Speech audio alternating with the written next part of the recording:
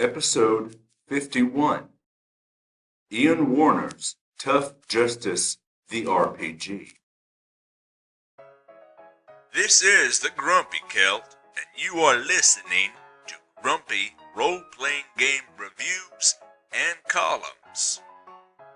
An opinionated reprobate, I make reviews of role-playing games and columns on related subjects as I wander space and time. My companions are legendary Demilich Asuriak and grandmother hag Baba Yaga, and we keep things interesting as we travel in her magic dancing hut. Greetings from the brand new Bailey. There are many role-playing games, both independent and mainstream.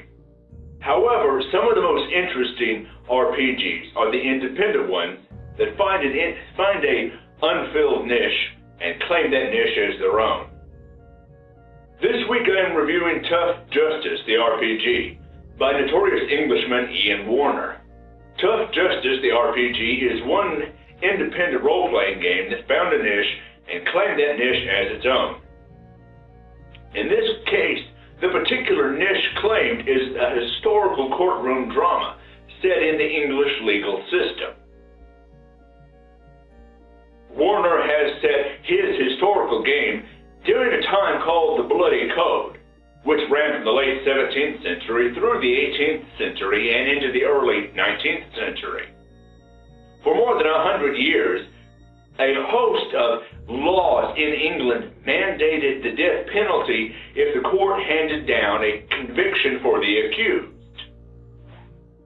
According to the Tough Justice, the RPG, the list of things which automatically warranted the death penalty under the Bloody Code included standard period items such as sodomy, espionage, shoplifting, but also included a grab bag of odd crimes such as blackening your face at night, hanging out with gypsies for more than a month, and cutting down a young tree. Of these, cutting down the young tree feels the most capricious, as there is nothing in the text about what actually qualifies as a young tree, or even if the ownership of the tree is relevant. You might get hung by the neck until dead for clearing brush and saplings from your own property. In any event, at the start of the period, 50 laws mandated the death penalty, and before things turned around, the list expanded to include 220 items.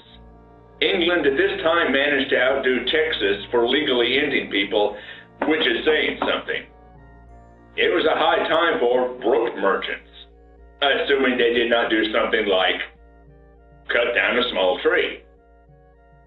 In any event, that is the backdrop of the game, but the core of the game is letting players fight it out in a period English court of law, as opposing legal sides battling over the fate of some poor schmuck caught with a hatchet while standing over a chopped up corpse. Huh? What are you talking about? Asuriak, everyone. I said corpse. It sounds like corpse. What? I don't eat it. Because a copse is a small grove of trees, a chopped up small grove of trees. You can get hung for chopping up a small tree. It was a pume, a play on words. Son, oh, those were actually illegal during the period of the Bloody Code in England and could get drawn and quartered, hung and set on fire. They took their jokes really seriously back then. Right, where was I?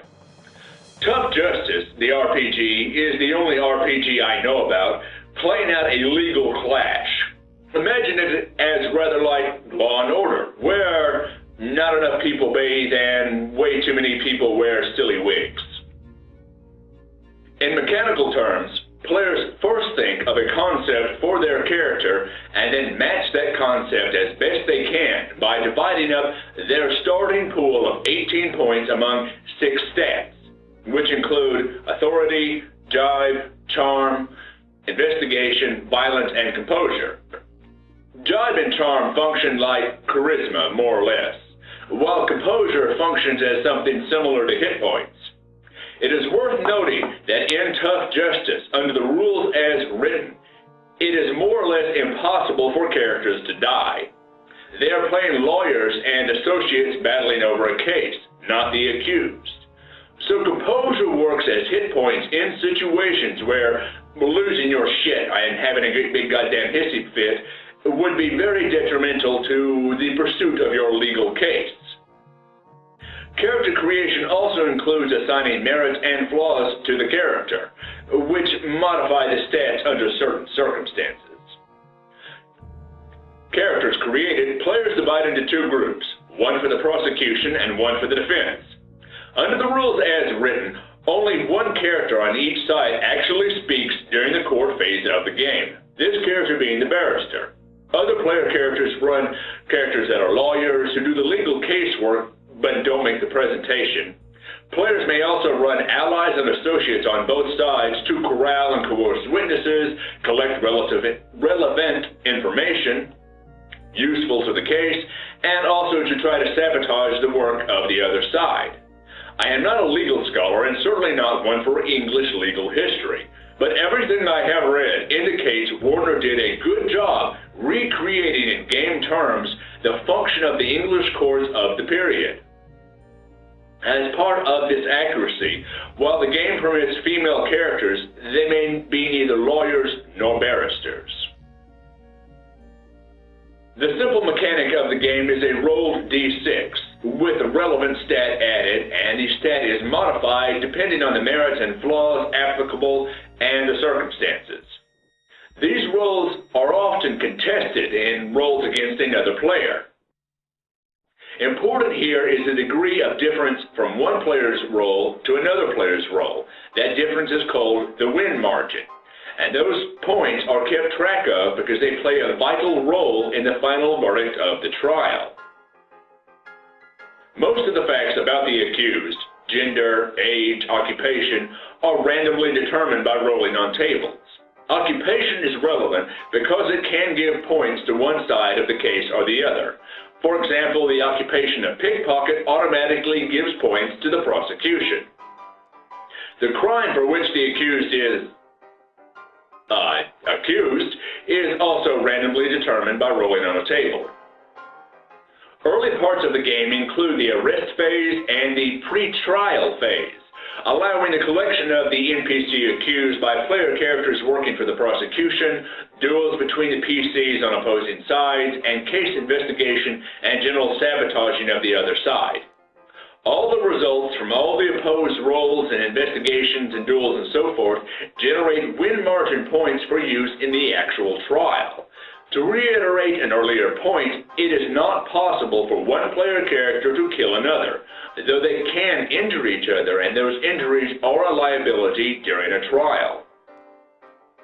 There is also a specific order of actions permissible during a trial, which again appears to match what was and was not possible during the actual English courts of this period. Anyway, much of the trial phase itself comes down to an extended series of opposed challenges between the barrister of one side and the barrister of another. At the end of the trial, if the prosecution has the most points, the court finds the accused guilty and it presumably issues a death penalty. If the defense has the most case points, then the accused is acquitted. Note that the actual guilt or innocence of the accused is more or less irrelevant in terms of the verdict. It is possible and encouraged by the book, though it's not mandatory, to also play through the post-trial phase, which includes execution and burial, assuming a guilty sentence. The game is very novel and quite interesting, but it also possesses flaws. For one, the book is almost totally without art, and what art there is stock line art of people in period costumes made creepy by their lack of irises and pupils. It is like pictures of well-dressed cosplaying zombies, who I think should be executed on general principle. Another flaw is the only real way for a player character to die is during childbirth, meaning the only way to die is if you're running a woman. Men should be able to die as well, not only for the sake of gender balance, but it would make the trials more dynamic and interesting if one lawyer can flat out murder another before a trial to help their own case. The text is laid out in an acceptable and functional manner, though the relative lack of art makes the pages appear dense and gray in places. Other issues include the fact Werner includes a 25-page-long section defining jargon and slang terms from the period, which is much too long. It is supposed to be an RPG book, not a period dictionary. Also, there are too many pages of examples of play. They are good for demonstrating how the game works, but they go on and on. Finally, early sections of the book giving Werner's background and explaining what RPGs are simply unnecessary. To its credit, the book includes a solid table of contents and a detailed index, which makes up for a lack of bookmarks in a 260-page PDF. Ultimately, I give Tough Justice, the RPG, a 15 on a D20 roll. While it does have its flaws, as niche games go, this unique game fills its chosen niche very well, and overall, the book is well executed. The mechanic for adjudicating trials is overall very smooth, focused, and a commendable game tool. In the opening of the book, Werner describes Tough Justice as a beer and crisps kind of game, or the English version of a beer and pretzels kind of game, something done as a one-shot, or a game played during a break in a regular campaign or between campaigns. It's certainly possible to do that. However, I suggest making a session or two of Tough Justice a part of an ongoing RPG campaign. Player characters being player characters, they're always killing people, blowing shit up and burning stuff down, and generally pissing people right the fuck off. It would be very interesting as part of an ongoing game if one or more characters were accused of a capital crime. And at that point, the game switches from whatever game edition you're normally using to a session of Tough Justice, where the mechanics are the same, but the studying is different. And at that point, the normal PCs of the campaign become NPCs, the accused, while otherwise NPCs, lawyers and court officials and witnesses and so forth, they actually become the player characters for the duration of the trial. It might be an interesting variation into a usual game. At the very least, it would encourage the PCs to be nice to the NPCs. This is the Grumpy Celt, wishing you long days and pleasant nights.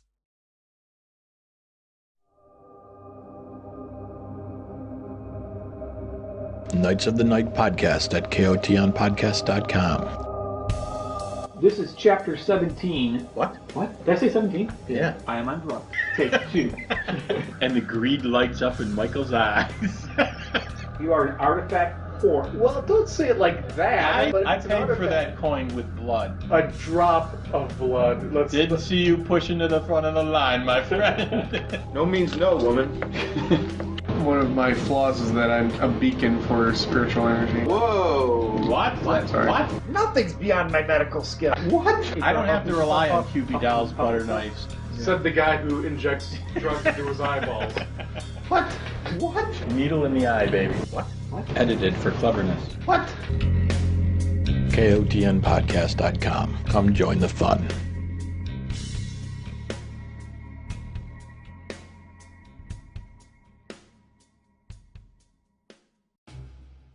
The Grumpy Celt Speaks is a proud member of the RPG Crosstalk Network, which includes such podcast programs as Knights of the Night, Self-Critical Hits, and the Genosodes.